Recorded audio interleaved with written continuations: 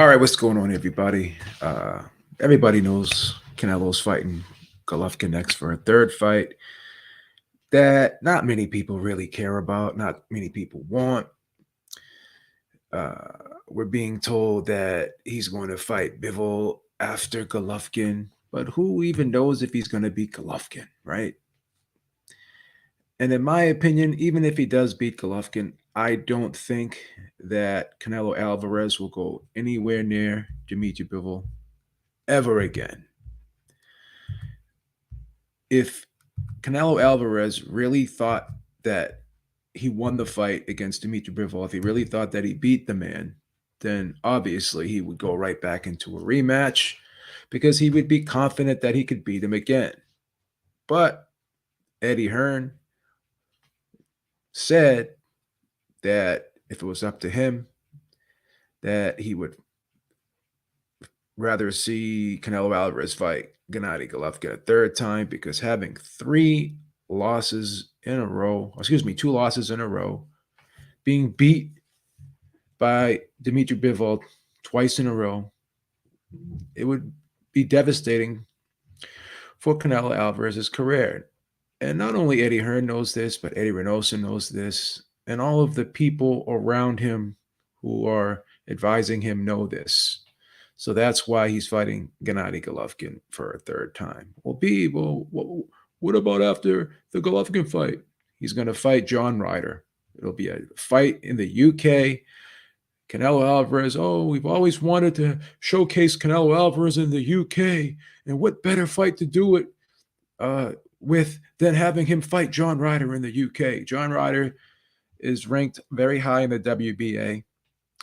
He's ranked number 3, and I guess number 2 is not rated. And then there's some other guy who's ranked number 1 that I've never heard of. I can't even pronounce his name. I wouldn't be surprised if John Ryder fought that gentleman in an eliminator and then would become the mandatory for Sal Canelo Alvarez's 168-pound title, the WBA version of it. And I wouldn't be surprised if John Ryder became the mandatory.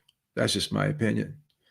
Right? And then they'll say, we wanted to fight Bivol, but, we had this mandatory with John Ryder, and, so we couldn't do it. And then as time goes on, they'll just scrap this Bivol fight. You know what I mean? They'll just forget about it because deep down inside, they know that they can't beat Bivol, I believe. And also, you're hearing things like, well, this isn't my real weight class. I was tired. Maybe it was because of, maybe it was because of the extra weight. You're hearing all these types of excuses, and that's fine if he wants to. If those are the reasons why he feels he lost, if that's what he believes, and let him believe that. That's fine. But I guess when you're daring to be great, right, and you fail, in one of your assignments, right? I guess you don't get back up on the horse, right? I guess you don't get back up on the horse and go for it again, right? And then I hear things like, there's been other fighters who haven't had immediate rematches, Tyson Fury. Okay, but Tyson Fury didn't lose against Deontay Wilder, right? It was a draw. So there was really, and most people thought he won the fight. So, I was disappointed that he didn't give Deontay Wilder an immediate rematch. I'm not defending it, but if you want to compare the situations, they're not the same. They're not the same. Then you want to talk about other instances where people haven't had immediate rematches go down the history. But let me ask you this, guys. Anytime Floyd Mayweather had an iffy fight, he had an iffy fight with Castillo, right? He ran it back. He ran it back with Maidana, right? So anytime the pound for pound great fighter had a questionable victory, right?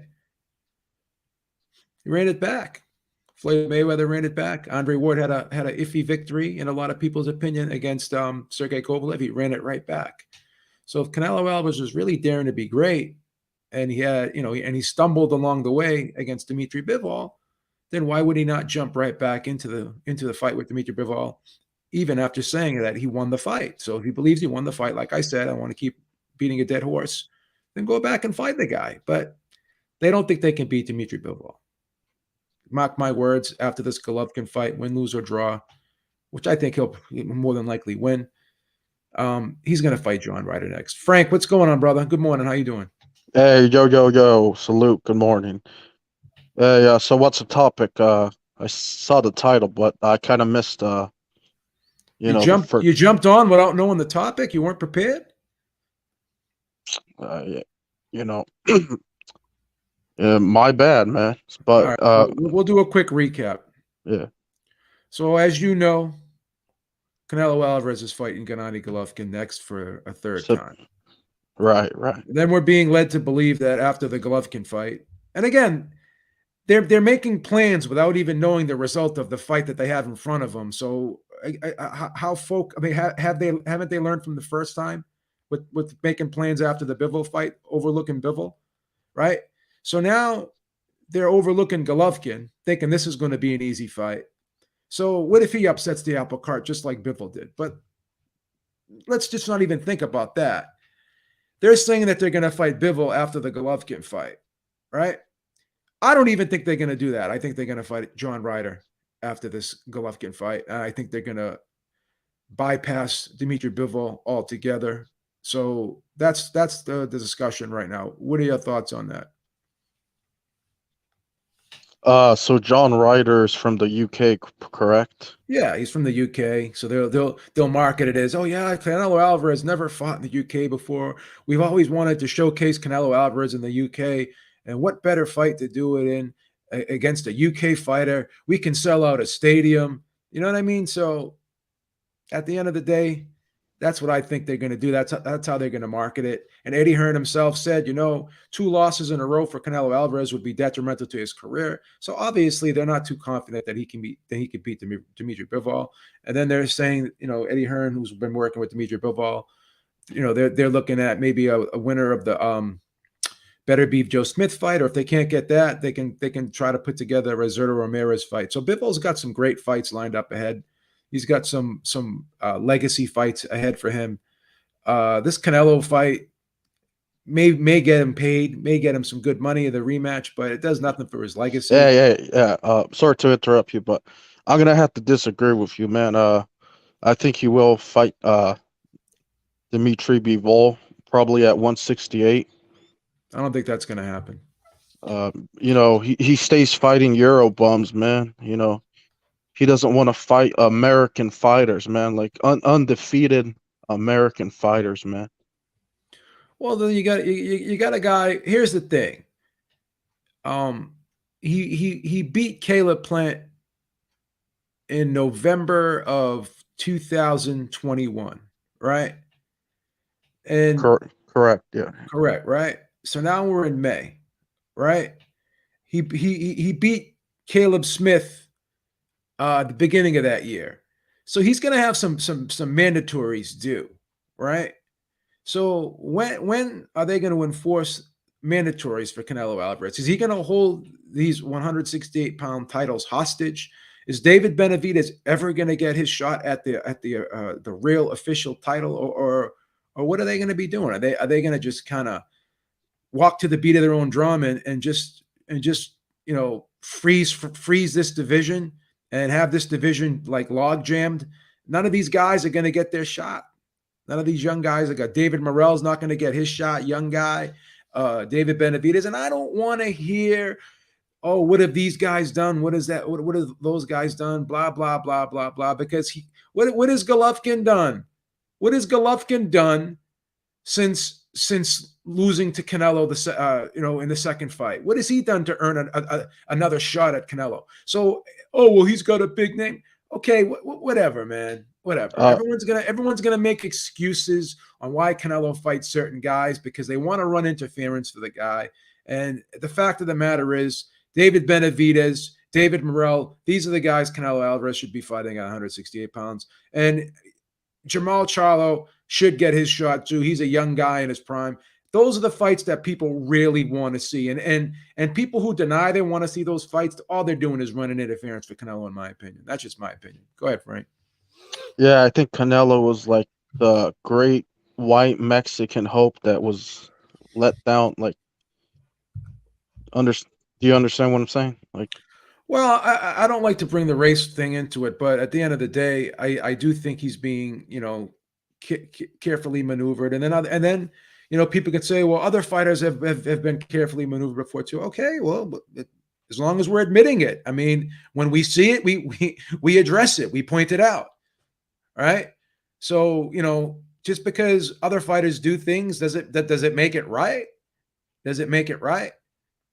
So I don't know. I just think that we're being fed a load of BS here, and I don't think we're ever going to see that Bivol fight. And I think as time goes on, Frank, Bivol is not going to want to go down to 168 because the older he gets, the harder it's going to be for him to drop down to a weight class. He said that he would go down to 168 almost a year and a half ago, 2 years ago, but time has passed.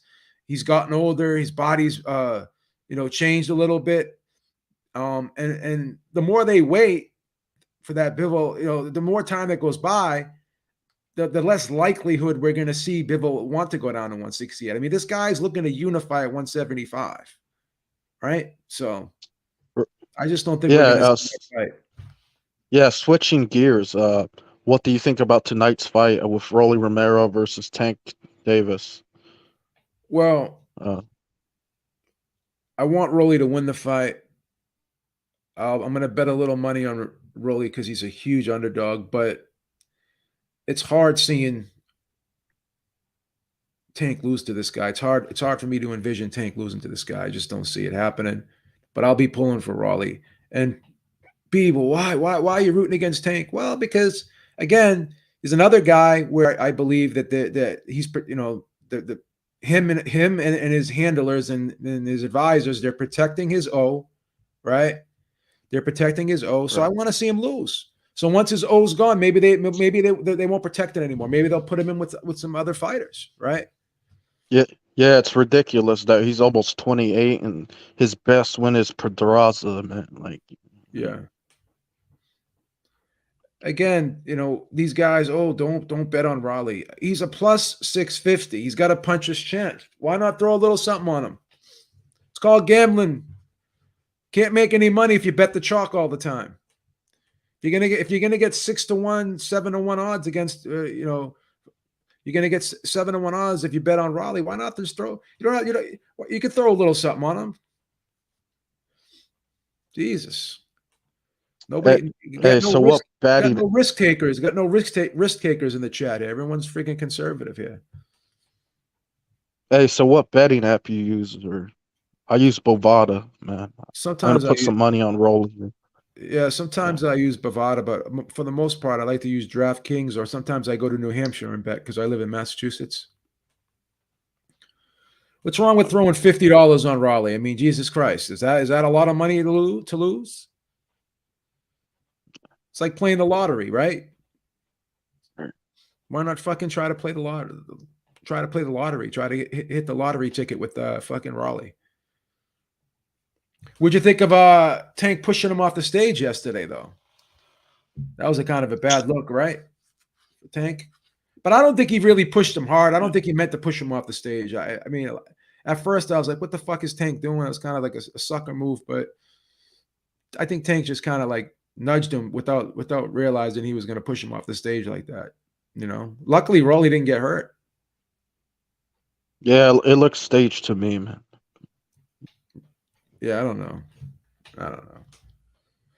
I mean, $50. Like playing like y'all don't play the lottery once in a while. You know, what's $50, man? It's not a big deal. Hey, so who's gonna be in the undercard? Like, I don't even really know that. I even don't know who's on the undercard, to be honest with you. Let me see if I can pull that up, man. and can you fucking believe it's gonna be $90 fight? It's going to be 75. Oh, okay, It's man. $75. I mean, regardless, man, that's just a ripoff, man. I mean, like, Yeah. Let's take a look and see. We can pull up this undercard. But Yeah, let's take a look at this event here. Raleigh's fucking hilarious, though, man. I mean, he's really. I don't think this pay per view. Oh, I forgot. Irislandi Lara and Gary O'Sullivan's going to be on this undercard. They're the co-main event, middleweight fight. Yeah, man. He defeated Canelo, man. So yeah, I still remember that. Yeah, You think he won? You think he won the fight against Canelo? yeah, man. Yeah, me too. That's why Canelo no longer fights black fighters, man. And he never got a rematch either, did he? Luis Nah, Arias is on this undercard. Yeah, this is a very lackluster undercard, man. Wow, it's bad. It's bad, man. Yeah, Luis Arias never. yeah, I don't. Yeah, I don't think he's gonna rematch Bivol. Like, unlike Floyd rematch Madonna, Castillo, and shit like. Fight doctor says the local athletic commission should impose a fine on Davis. I think I know what he's going to say next. Tank Romero not going past 6. What's the over under? Let's see if we can find the over under for Tank. Let's see if we can find the odds here. Let's see what the odds are for the over under. Davis Romero over under. See if we can get some betting strategies on this fight tonight.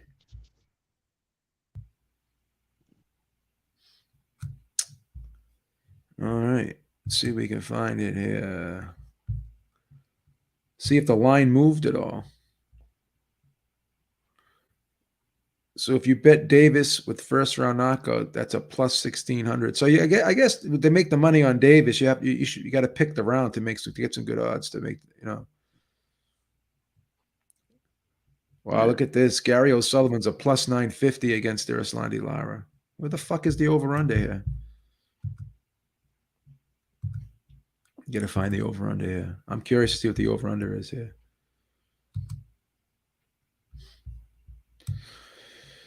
Maybe Hey, hey, taking so the under is yeah, a good pick here. yeah. Yeah, there's So, no. hey, how do you Go ahead, think the man. fights? How do you think the fight's gonna go? Like honestly, I think Rolly's gonna come in aggressively, and he's gonna try to stop Tank. And if he doesn't stop Tank early, um, he's gonna be like exhausted, and Tank will try to box him, like, and go to the body and like get the like late stoppage or something like that. Yeah, let me see what we So got here. uh, if Tank survives like the first 5 rounds, man, like I think he wins. Yeah, Yeah, I think all Raleigh's got is a puncher's chance. There's no way Raleigh's going to outbox Tank. I yeah, don't believe. I yeah. don't think anyone thinks that. And I'm having a hard time finding finding the over under here. Maybe they don't have an over under. Tank. Yeah, maybe there's no over under yet.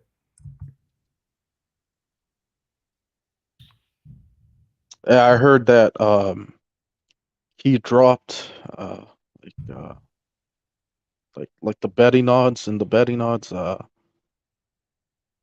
think he was plus like 1,200. Now he's plus 900 or something like that. No, no, no. That's not true. Uh, He's not that high. I'm trying to find all these odds here. Okay, here's the odds share. These guys will probably have everything. So let's look at the odds for see what we can get here.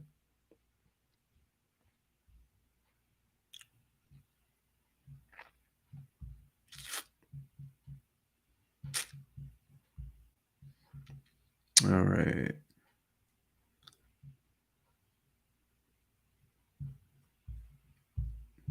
I guess they're saying the pick is Tank by stoppage in between rounds 7 and 9. That's what they're saying. Davis is like a minus 1,300. Wow, that's crazy. Yeah, so you could be right here. I think They're saying Rolly Romero's a plus 720, but I mean, let me see when this was posted. Okay, yeah, this was a couple days ago. So yeah, these odds are wide. I apologize. You're right. Yeah. These are crazy freaking odds, man. But there's no over under. Can't find it. So Javante Davis is a minus 1300. Rolly Romero is a plus 720. Wow. That's fucking crazy. That is fucking crazy. Why not throw like why not throw like 50 on friggin' Romero? Mm. It's only Eh, $50, man. Are these recent odds or like Why not? I mean, Jesus. Those are pretty good odds, no? What do you think of the next week, Devin Haney I mean versus are Camposis? Who you like that? are they recent or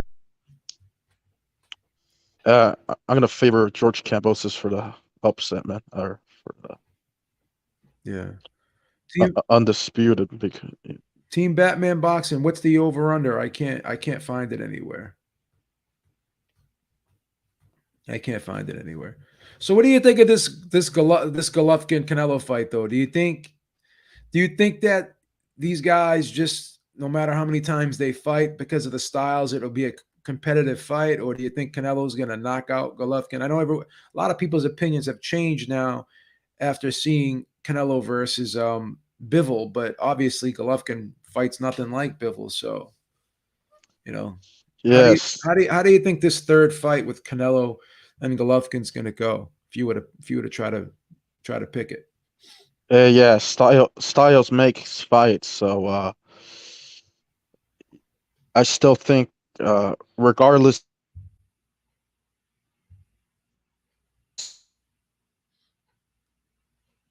oh, he's having a hard time. He's having a hard time with his internet connection. All right, back with the Beeb. See, I don't know if that Canelo Golovkin fight would end in a stoppage. What I would probably do if I was to bet that fight, I would just probably take the over in that fight because the over is probably going to be like 10 and a half. I think the fight goes to distance. I would just take the over in that fight if I was to bet that fight. But yeah, man, I don't know, man. I don't know, man. I just think Canelo wants no part of Bivol. I think his team knows that this is going to be a horrible fight for him. And you know, I just think that they know it's going to be a horrible fight for him, and they don't want to have him lose twice in a row. You know, that's the thing.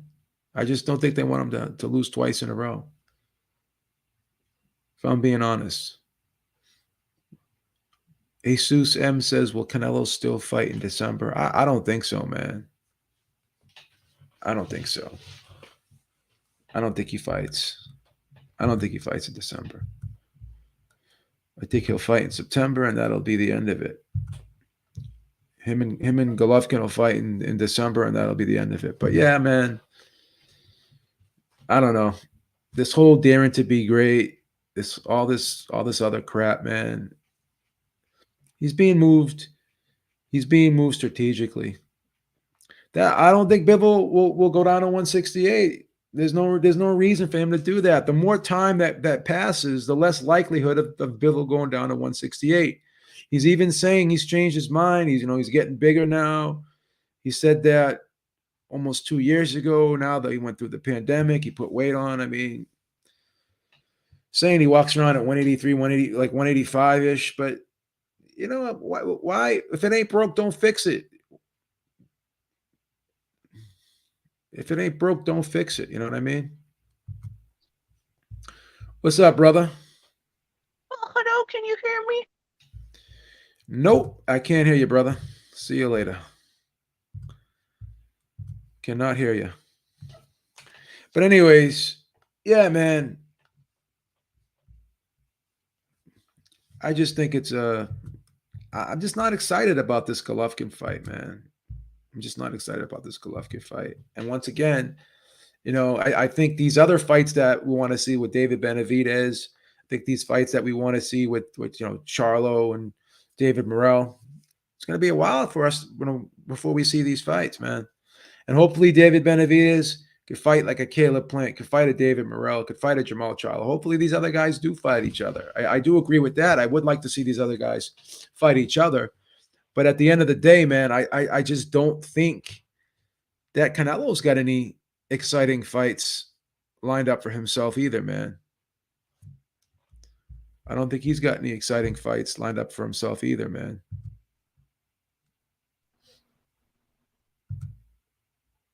So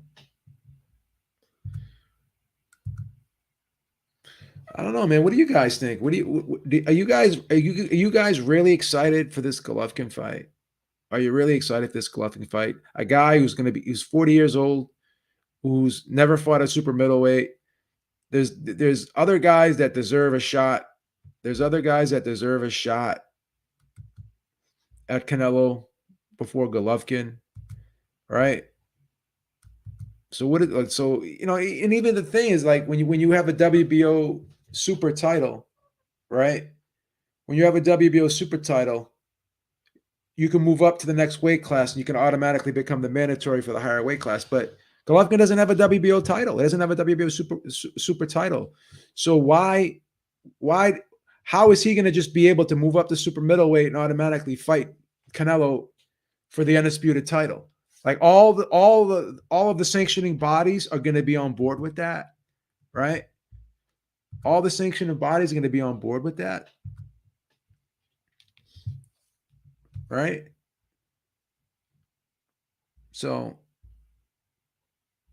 I'm just curious to see how this whole thing plays out. But I know he's not going to fight Bivol. They're gonna come up with some reason for him not to have to fight Bivol.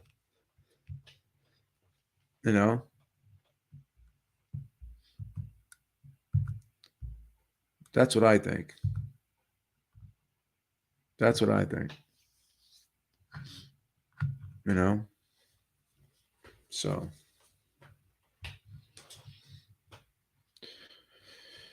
all right, guys. I think I'll wrap it up here.